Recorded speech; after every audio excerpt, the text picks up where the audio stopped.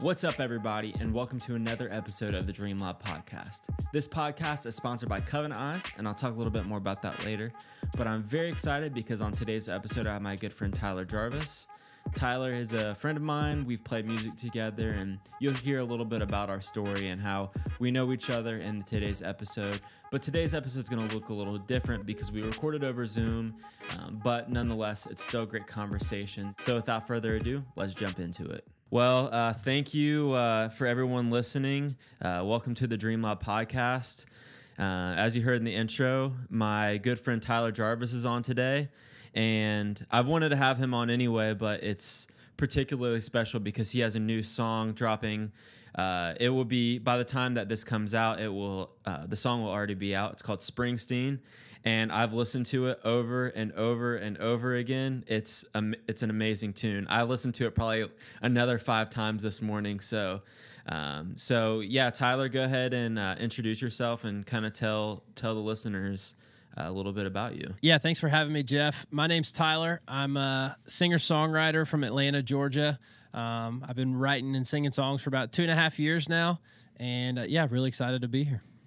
Absolutely, man. Yeah, we've known each other for a couple years, playing music and worship music in Cincinnati, and we can talk all day long about fun experiences that you and I have had together doing music, but I want to give you kind of a chance to, not only plug your song, but talk a little bit about you. And one thing I like to do for all my guests is kind of let people share as much of their story, whether it's just life experiences or their come to Jesus story or what have you, whatever you're comfortable with sharing. So for people that for any crazy person that doesn't know who you are, go ahead and kind of give a intro and kind of, tell the listeners a little bit about yourself. Awesome.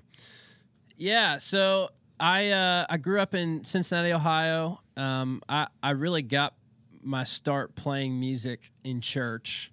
I think it's the same for both of us. Yeah, but absolutely. I started playing music in church when I was like 16. Fell in love with it.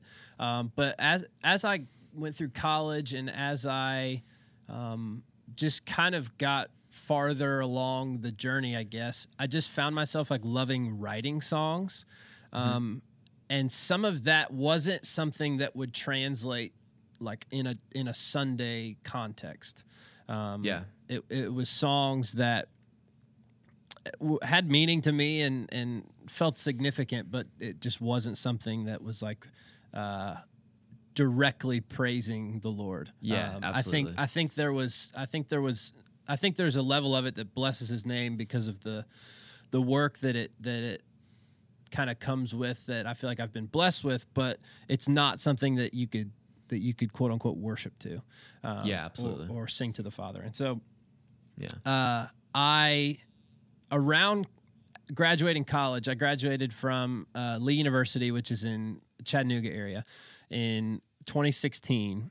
And I remember I had moved home for a little bit, and I just felt this like tugging on my heart. I had just graduated college, and I really had no clue what I was called to do and what I wanted to do. It's a classic millennial story.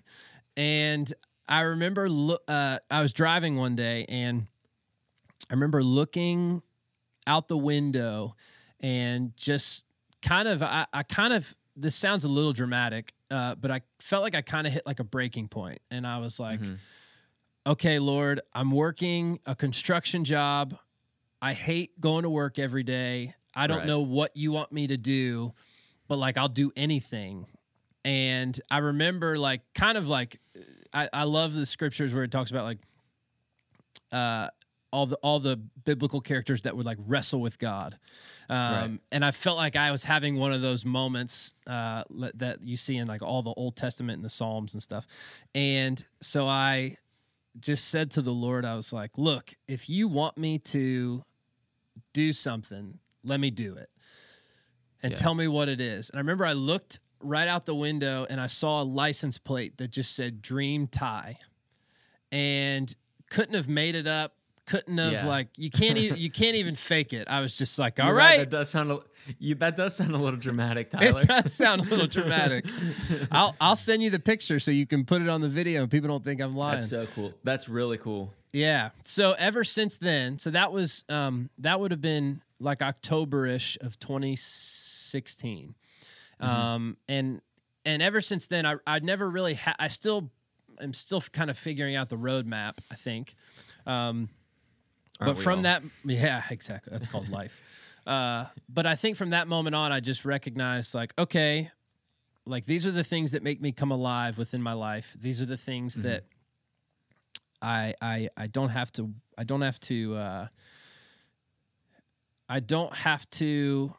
It still feels like work at times, but it's not something that I dread going to do, which is writing songs. And getting to go play them live. There's aspects of that feel like work, but it's not something that I get up every day and think like, oh, I got to go do this again. I got to go. So it's something that makes me come alive. And so I've tried to just been chasing that ever since. And it's kind of led me to my newest like chapter, I guess, which is Springsteen, that you kind of talked about earlier. Yeah. What so our story a little bit. We met probably, I don't know, 2.5, 3 years ago. I feel like it was. I think the first time that you and I met was at that little church in Loveland. Yes, we were playing some event at North Star Church in Loveland. Right. Probably like 2018. And I think I played 2017, something like that. 2017 feels right, because that's whenever me and Blaine lived together. That's right. Yep. So Blaine. Blaine. He and I are planning to get together and have something too. But that's great, dude. You know, although our times of seeing each other like in person have been infrequent. I mean, honestly, I would consider you like a very good friend of mine, even though we've actually only been around each other like 10 times total. But I think total, yeah, exactly. Yeah. But like I feel like you and I, get along real well. We have the same kind of sense of humor. We have a lot of the same connections, and I feel like that helped us like really grow together. But totally, I think the real growing point was that summer camp that we played at last summer. Yeah. And that was like really what helped our, relationship grow. And, just, I think it's cool. Like a lot of my friends I have made from doing like similar things like that. So I don't know. It's just really cool. All the people you meet, and you and I were talking off air before, but I used to live in Georgia, and I went to, I don't know, is Grace Midtown like the big brother of Grace Marietta, or sort of? How does that work? Yeah, the Grace family of churches in Atlanta is it's just a family of 7 continuously growing, but right now we're 7 churches, and that are all autonomous, just under the name Grace. So Grace Marietta was planted by Midtown. Okay. But then there's like Grace Snellville is like the big campus. Gotcha. That's like the original one. So it's weird because we don't have like a mothership, quote unquote. Right. But we so Midtown would be like they were the ones that said, okay, you guys go. And so, because I was interning at a church, and like a separate church in Georgia. But one of my friends, he had played a couple times. He had played at Bethel, and he had played at Grace a few times, and he was friends with all those guys. So me and a group of, a bunch of other people my age from that church, we a couple times went to the Grace Midtown campus, and cool. It's such a freaking cool environment. Like it's very community driven, and I don't know. It's real. I've never been to Grace Marietta, but I would assume it's probably the same kind of culture. Super similar to Grace Midtown. Yeah. Gotcha. Cool. Yeah. Yep. Yeah. So you grew up in Cincinnati. When was the point when you actually moved and took this position at Grace? so I moved to Georgia in September of 2017. So about a year after I had graduated from college. So I moved back to Cincinnati for about 9 months right after college, where I kind of had that experience that I was telling about earlier. And so the next like 9 months were essentially just me starting like to chase whatever the dream was. And it was honestly starting to figure out the dream. Dream tie, baby. Come on. And if you don't get that tattooed on you, I'll be real upset. Maybe that's the first one. I'll take it. Maybe so. So I got a call from, do you know Alton Alexander? He's a Cincinnati guy. He's at that name sounds really familiar, but I can't say if I. He's at Anthem House Church. I don't know if you know Anthem. They're in like Westchester area, but he was my youth pastor at Vineyard in Cincinnati or in Tri-County. Huge church in Cincinnati, Ohio, and so he was my youth pastor, and he is really good friends with my current boss, and so to make a really long story short, my current boss texted him and said, I need a worship leader for this church I just took a job with. Who would you, like, is there anybody you would recommend? And he gave him my name. So this was May of 2017. I came down to visit probably a month later and accepted the job that weekend. Yeah. Because I was in a season where I was ready to just up and move to Nashville. The classic, oh, you're an artist, you move to Nashville. Yeah. I hate that, but that's funny. But I was ready to do it, and I don't think it would have been a bad thing. But I've really been blessed by just the almost 3 years that I've had here in Georgia, because I've done something that I also love to do, which is lead worship, which I feel like it's interesting. I was having this conversation with somebody else about 2-3 weeks ago. Like, I feel like the Lord has called me into some of these things that I've spoke about earlier, which is like writing songs. And what I felt like the really big call in my life is to just be able to be like a voice for people, to be able to speak on behalf of people, in regards to circumstances or those types of things. Yeah, absolutely. And that's what a lot of songwriters do. Like, you hear about these stories, even though they didn't necessarily go through that, they wrote it based on the experience of someone. So totally. And so part of that plays into, I love getting to lead worship also. And I think I was telling a friend the other day, like, I feel like I'll always be a worship leader by like just calling and heart, but what I do like as like a day job, quote unquote, is this songwriting type of thing. And so this felt like a way to do both. And to do something that I loved as a job, and also start chasing and continue chasing this dream that I felt like was a God, which you're very good at, man. Like, I'm not just, thanks, bro. I'm not just saying it, man. Like, your music is really fun to listen to, and I got to take photos of you that one show that you played in Cincy. Tyler and the Jarvises. but doesn't ring super well, but. Right. I remember do you remember all of that sound paneling that was in a big pile? And I looked at you and you're like, bet I won't do it. And then you just ran and dived into it. That was freaking hilarious. Oh, so good. I think there's a picture of me like unable to get up. Like, I'm just slowly like. Probably somewhere. Yeah.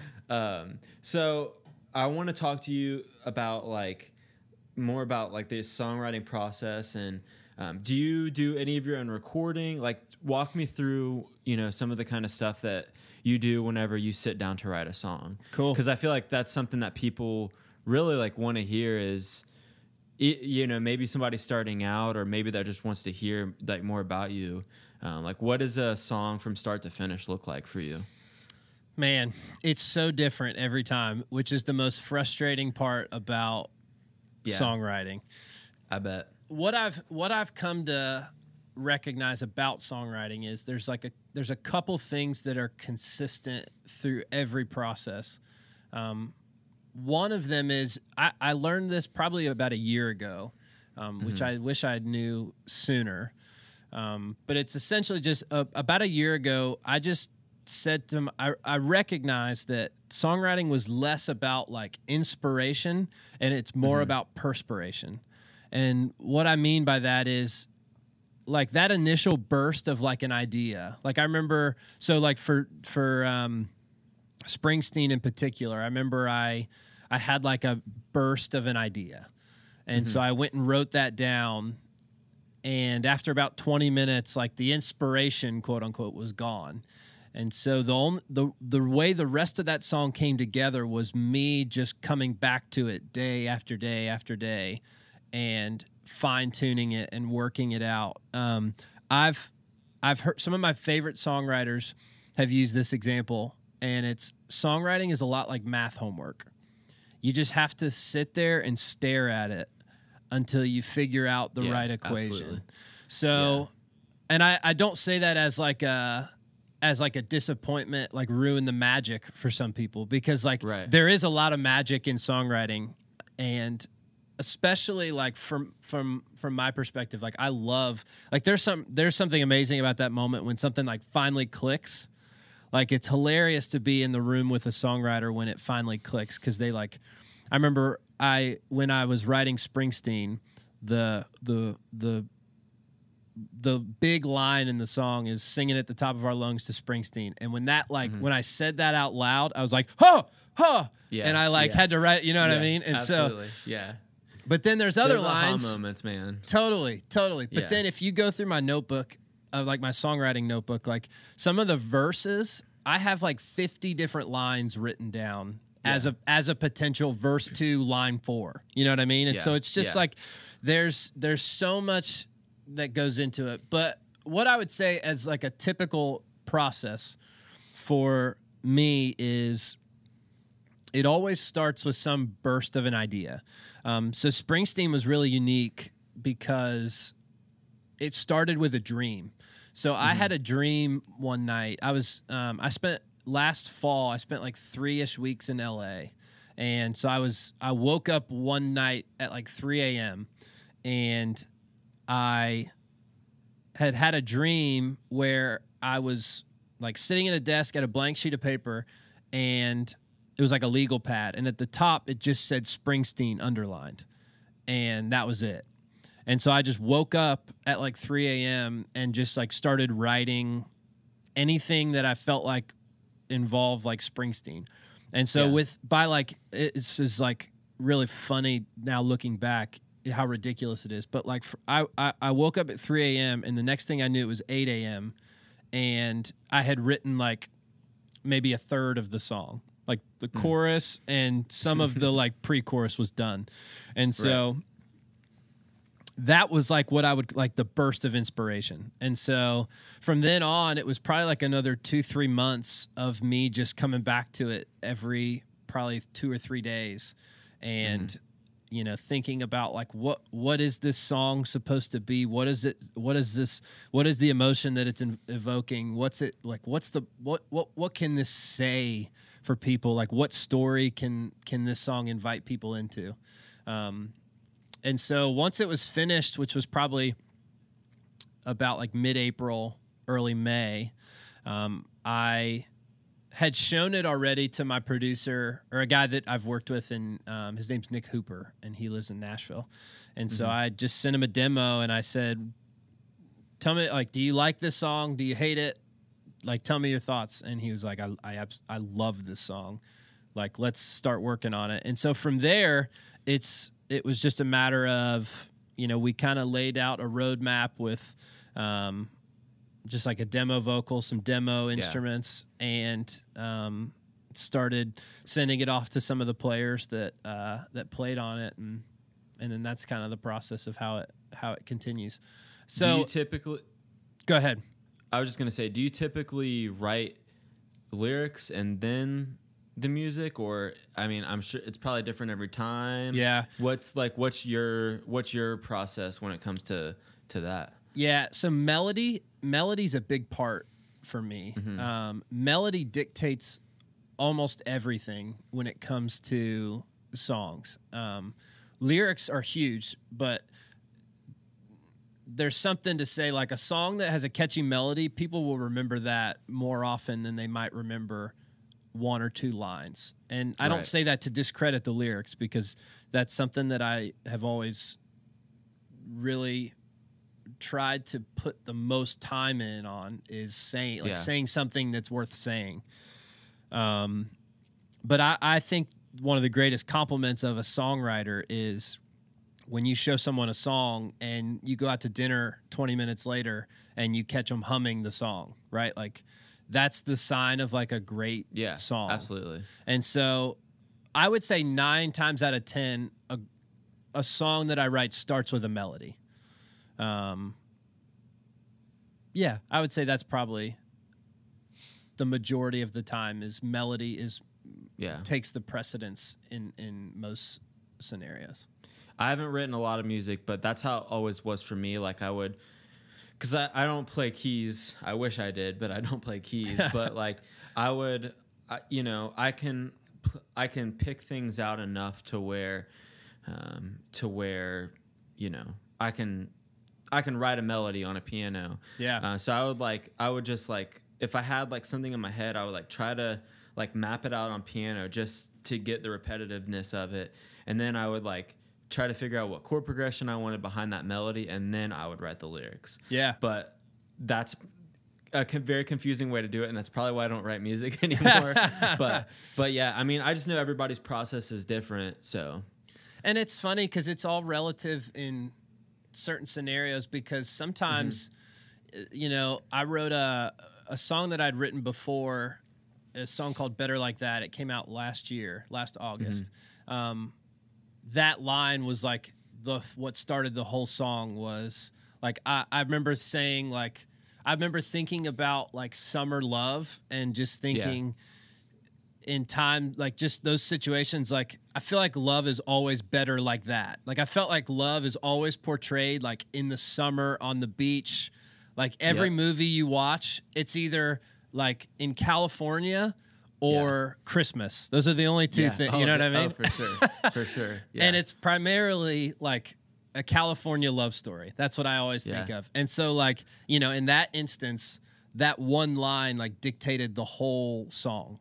And that's like a fairly unique case. Because in that instance, like the melody was catered to that line. But yeah. And writing that kind of music, I feel like it's challenging too, because you don't want to be too cheesy with it when you're writing. Like, I mean, any type of song, whether it's worship or, or any type of music, but like not being cheesy, not like ripping off other people's music. Like there's plenty of people out there that do that, and just like being original, but still telling a story. Yep. I envy that gift that you have to be able to write music. It's definitely very admirable. Thank you, bro. Thank you so much. Yeah, absolutely. For sure. So what like got you into music in the first place? Was it a family member, or like how did you get into wanting to be a musician in the first place? I initially started playing music. I initially started just by singing. So I was singing in like middle school choir when I was like 12 and 13 years old. But I started playing guitar when I was like 13, and it was because my dad bought me, my brother, and himself a guitar for Christmas one year, and we were going to take guitar lessons together. Like you shared one guitar, or you each had your own guitar? Well, see, this is my dad bought his own guitar, or he got himself a Christmas present. Yeah. And then he bought one for me and my brother to share, and I think that was his way of like convincing my mom, like, hey, I'll buy a guitar and I'll buy one for the boys and we'll take guitar lessons together. And so, makes sense. Yeah, totally. Classic dad move. Right. And so we started taking guitar lessons, and it's so funny because my brother's actually the most musically like inclined out of all three of us. Yeah. So my brother played guitar for a little while, got really good, and then was like, all right, I'm bored. And then went to go play drums, got bored, and now is like learning bass. He's been playing bass for like a year and is like playing in bands and all that stuff. It's actually insane how good he is. But so I started playing guitar when I was 13, and that, I mean, it literally is, the rest is history. Like, it's one of those stories where I was like a sports kid up until that point, and I still played sports after that, but it was like that moment where you like find your first love. It's just like, I remember the day after, or the day of my first guitar lesson, I like went home and learned how to play like a bunch of different songs because I figured out how to read tabs, which I haven't read a tab in at least 5 years. That's how I learned. And then, I mean, I've been playing guitar for 12 years, and I mean, I'm not spectacular. I've just been playing that long. But I mean, I remember the first like year of learning guitar, it was tabs. Yeah, dude. I remember the first song I learned was Getting Into You by Reliant K. Yes, bro. And I just like, I can, after you're done telling, I can kind of tell my story of like how I got into music. But the first song I ever learned how to play on guitar was SOS by the Jonas Brothers. Oh, that is so adorable. Incredible. I know. That's Classic so Disney adorable. kid. But but yeah, bro. And so that just continued through college, and Lee, where I went to school, Lee University, is like, it's a huge music school. It's got a really well-known music program, which I wasn't involved in at all. But I play it, because of the nature of the school and stuff, all the events on campus would always involve like some type of student band. And so I had a bunch of opportunities and fun, like getting to be involved with that kind of stuff. And so then that just kind of continued. And through that, I just started to like write my own songs and that type of thing. And then about 3 years ago is when I picked up piano and started learning that. You've only been playing piano for 3 years. Yeah, that makes me feel like crap as a musician, because I've been trying to play piano for 15 years, and just it's funny, man. I can only imagine, and that's it.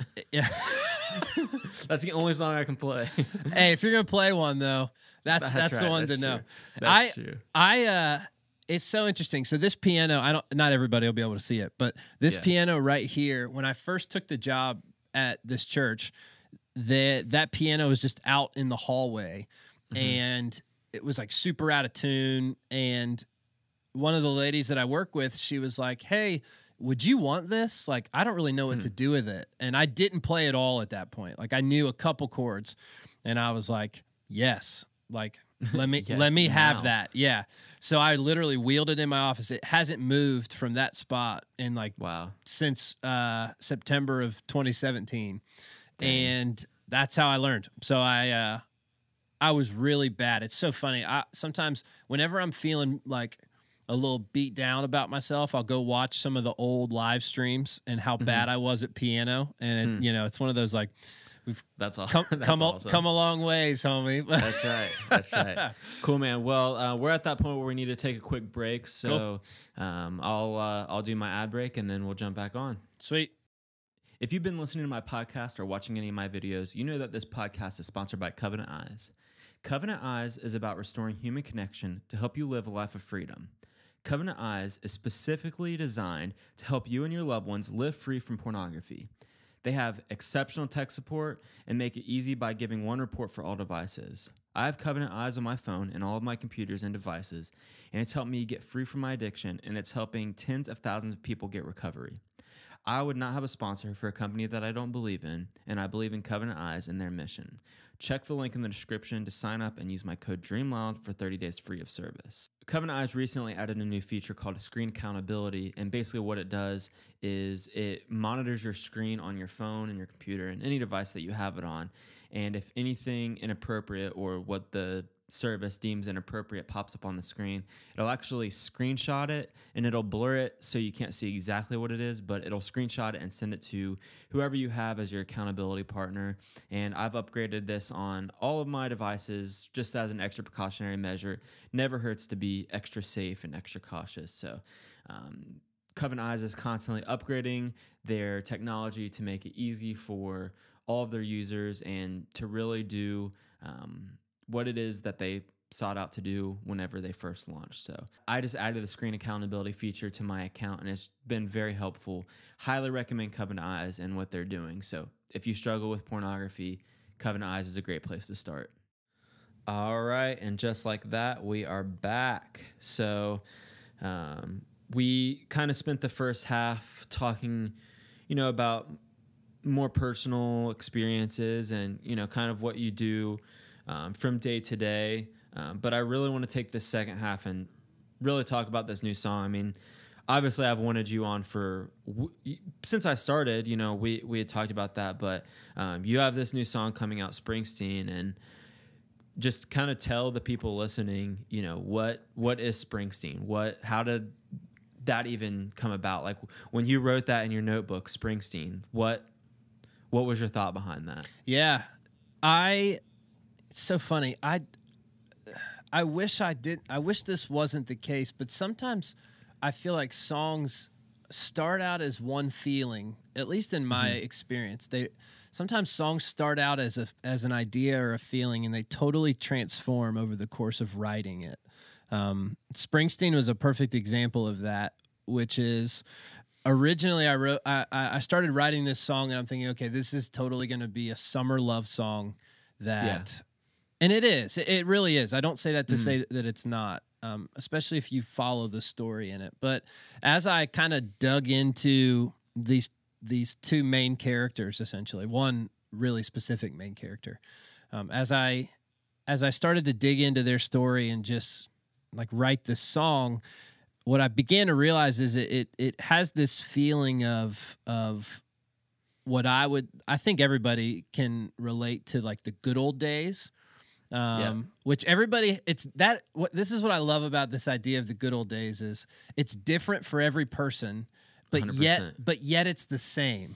It's so cool because for me, the good old days was this like 2.5 year period when I was in college. But for someone else, it could be their senior year of high school. Right. But for someone else, it could have been 2 years out after college. Like I love it. Yeah. Or if you get like somebody like my dad, for instance, he would say the good old days was probably, I don't know, like 10 years ago or something when he was like 45, So regardless, this song kind of, everyone has a good old days. Exactly. Is what you're saying. Exactly. Yeah. And it's so amazing that the definition can be the same, but everybody's definition is still different. It's so amazing. Yeah.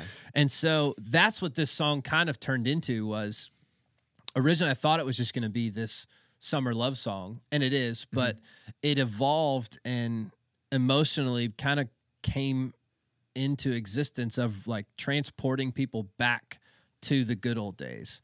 And that's what it feels like for me when I sing it. And when I listen to it, I feel like I'm going back to the good old days, like when I was in college and like, staying up till midnight was like going to bed at midnight was early, and like Mondays were like, it didn't matter. It was just another day of the week.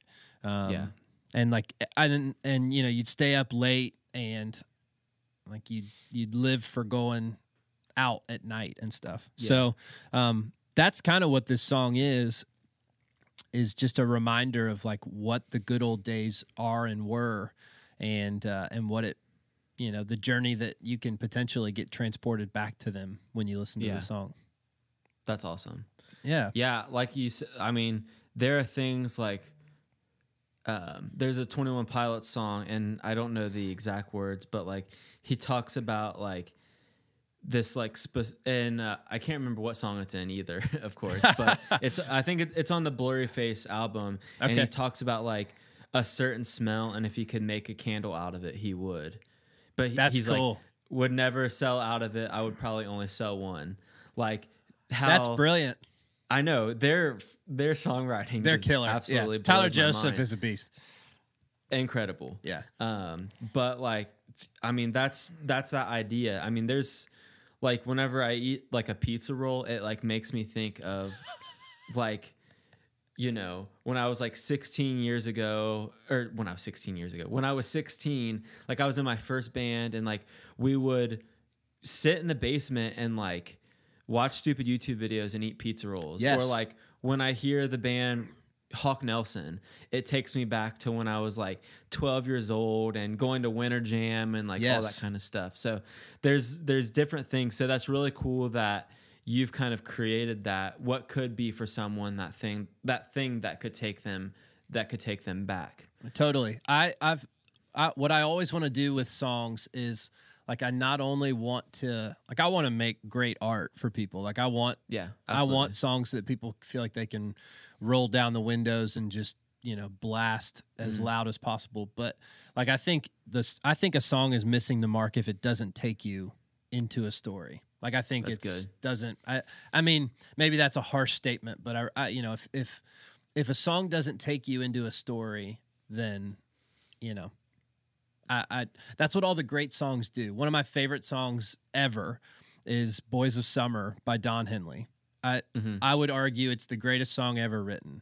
But that song, like no other, invites you into this story where you immediately picture like the chorus, "I can see your brown skin shining in the sun." Like you immediately can think of that on your own memories, right? Like it's he's telling you his perspective, but you put it into your own thoughts.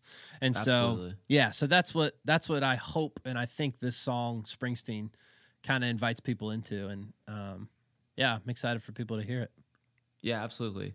And something that I noticed was this song sounds a little bit different than your other songs that you've done historically. Yours, it's been more typically when I listen to your songs, I think of more like acoustic-y singer-songwriter kind of stuff, but this has kind of more of a little more retro vibe. What was the difference? Like what made you go with that kind of sound rather than what you traditionally do? No, you're right.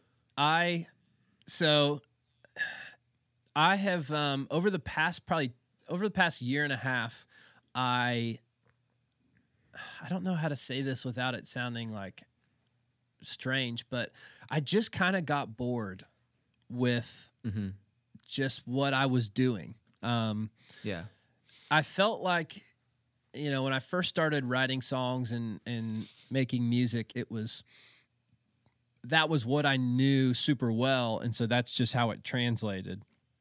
Yeah. And after the song, I wrote a song and released it back in August of last year called "Better Like That." It's one of my favorite songs I've ever written, but it has that more like organic singer-songwriter feel.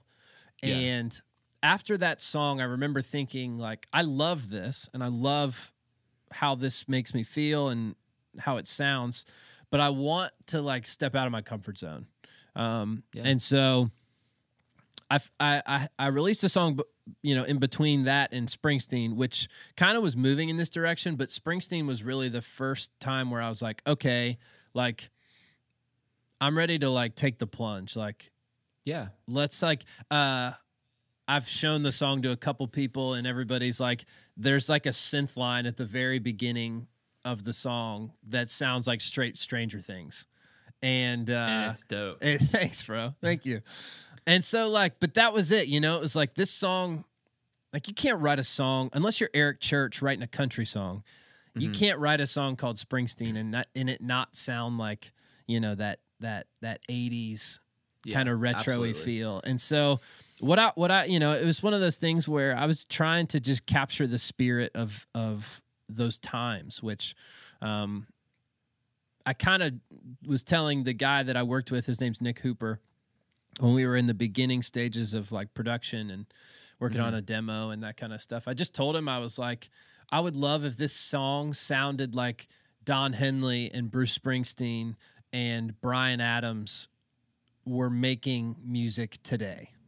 Yeah. Like you know, some of those great songs from the 80s, like Heaven by Bryan Adams, Summer of '69, you know, Born to Run, Boys of Summer, like I talked about earlier. Like, what would those songs sound like if they were made today? I'm not confident enough to say it would sound like Springsteen, because I'm not going to go there. But that's the hope, is that Springsteen sounds like a song that those guys would make today. Yeah. Well, what I love too is you listen to bands like the 1975 or the band Community, and they have that like retro feel, but don't get me wrong, the band Camino is one of my all-time favorite bands, but like all of that genre seems to kind of blend together for me a little bit.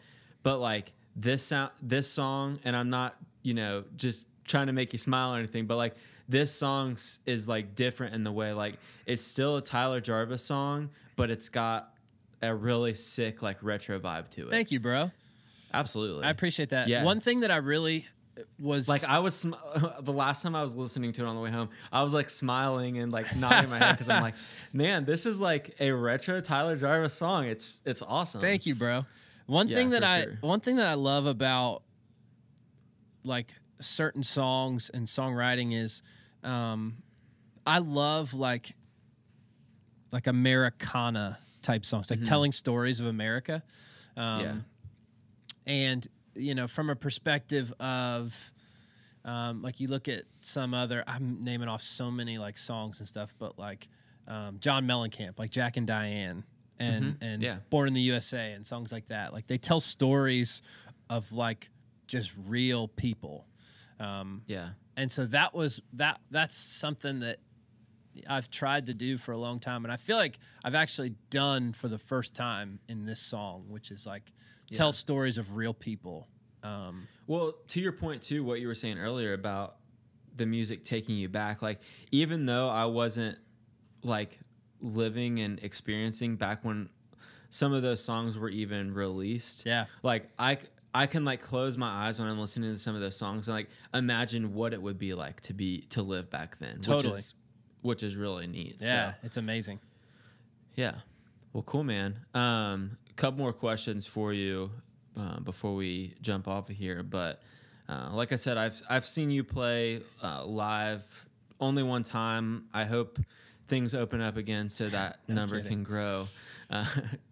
Yay, COVID. But you know, we have some mutual friends that you play with, like Colton and Brad and Jack and all of those guys. Yeah.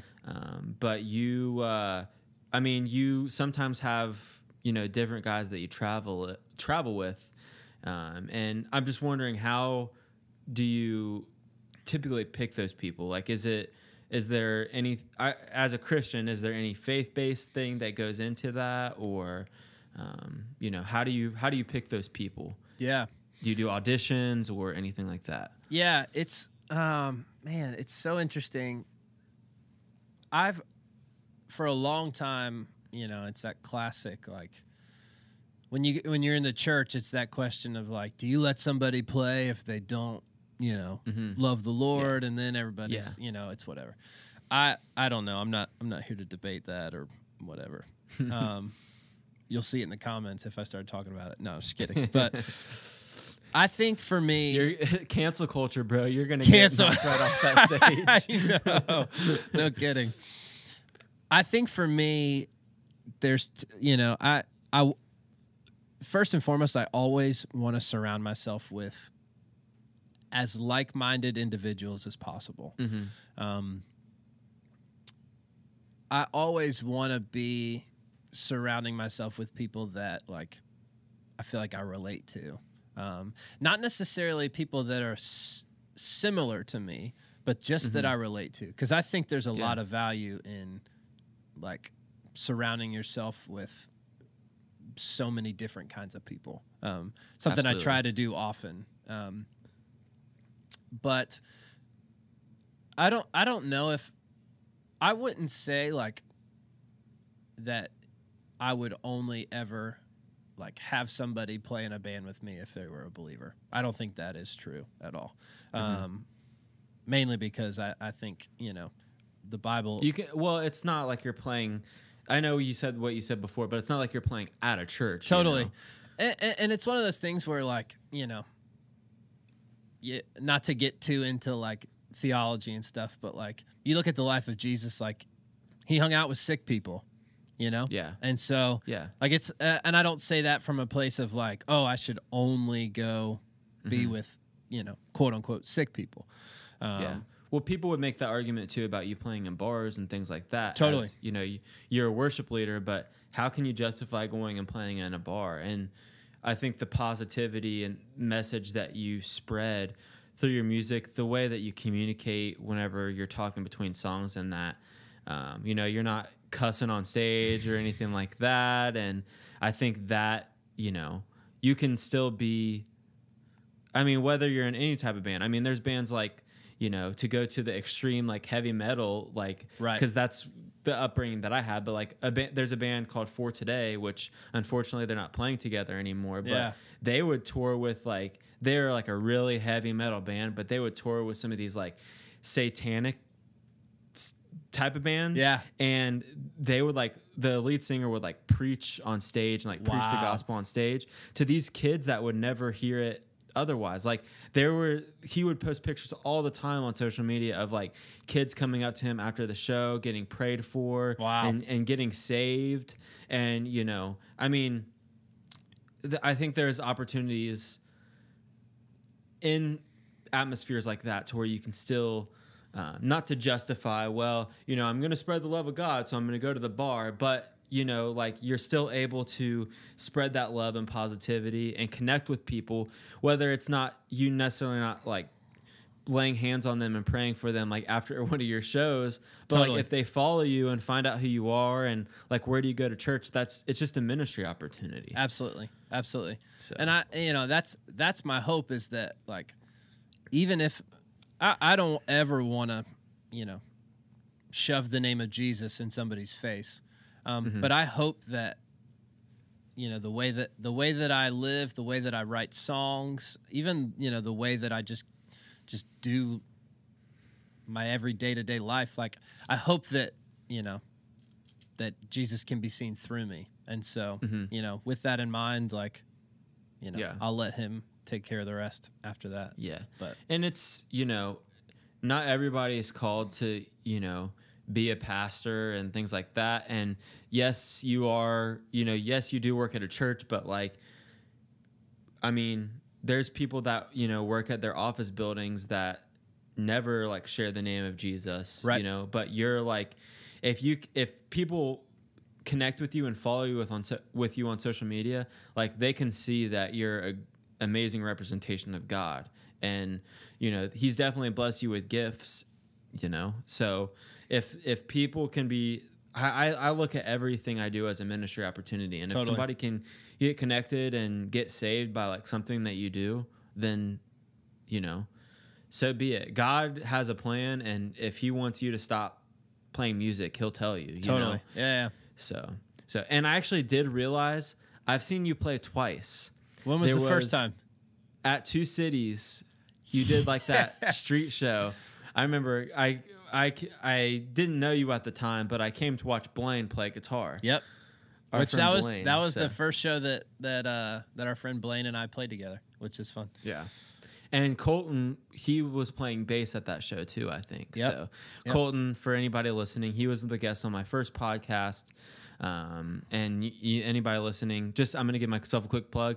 Anybody listening, you can go listen to all my previous episodes. They're on my YouTube channel and on my podcast. Very nice segue. Channel. Very nice segue. Yeah. But yeah, I thought about that whenever you were talking before, like, oh shoot, I've seen him play like more than once. Yeah. So that was my first experience. That was a fun show though. Oh, that's awesome. So like, what else is going on in your life, man? Like, what are you binge watching on Netflix right now? Anything good? Bro, I'll be honest. My girlfriend and I are watching Unsolved Mysteries. Have you watched that? Ooh, I have not, but it sounds fun. It's wild, bro. Well, it's really funny. Yeah, it's crazy. It's I mean, it is exactly what the name says. It's all these stories of like crazy tragedies that are still unsolved to this day. Yeah. It was really funny. We were watching the first episode, and we got about halfway through it, and she looks at me and goes, I don't know why I watch shows like this.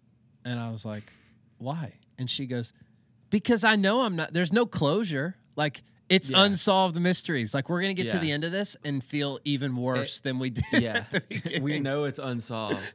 Yeah, I remember, you know, a year and a half, 2 years ago, whenever, like, serial killer documentaries and stuff like that were really popping on Netflix. Yes. And, like, I binge watched all of those, but, like, I know how it ends. Yeah. You know, I know what the result's going to be. Yep. So. It's so funny. Yeah. Well, cool, man. Well, I think, you know, this has been a really good and productive conversation. Yeah, bro. Thanks for having me on. This has been fun. Absolutely.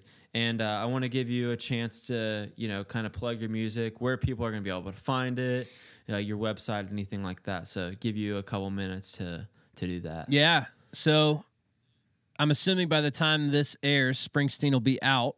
Yes. And so, I'm gonna air it on the 17th. Sweet. So people can you're not gonna spoil anything. You know, people are gonna be able to go listen to it today. Listen to it today. So Springsteen is on all streaming platforms. You can find it on Spotify, Apple Music, Google, Amazon. It's on Tidal, according to my not sure what that is. Distribution company. I've never been to Tidal's website ever. But yeah, you can find it on any streaming platform. You can go find it at my website, which is thetylerjarvis.com. And yeah, and then would love if you'd like to follow me on social media. All of it is at the Tyler Jarvis. You have Facebook, like a Facebook page for your music. Yep. You have Instagram, Twitter. Yep, Instagram, Twitter. Sweet. Yep. Sweet. I'll throw that up on the screen. And if TikTok doesn't get banned, I'm on TikTok too. You can follow me. I'm just kidding. All right. I post stupid TikToks. They're like, for a while, I just posted a bunch of like me making fun of the quarantine TikToks. That's hilarious. So that's nothing music related, but sweet. Well, cool, man. Well, I really appreciate you and your friendship, and I'm like I said at the beginning, I'm honored to have you today. So yeah, man. Be on the lookout for Springsteen and more music from Tyler Jarvis. Thanks everyone for listening. We'll see you on the next one.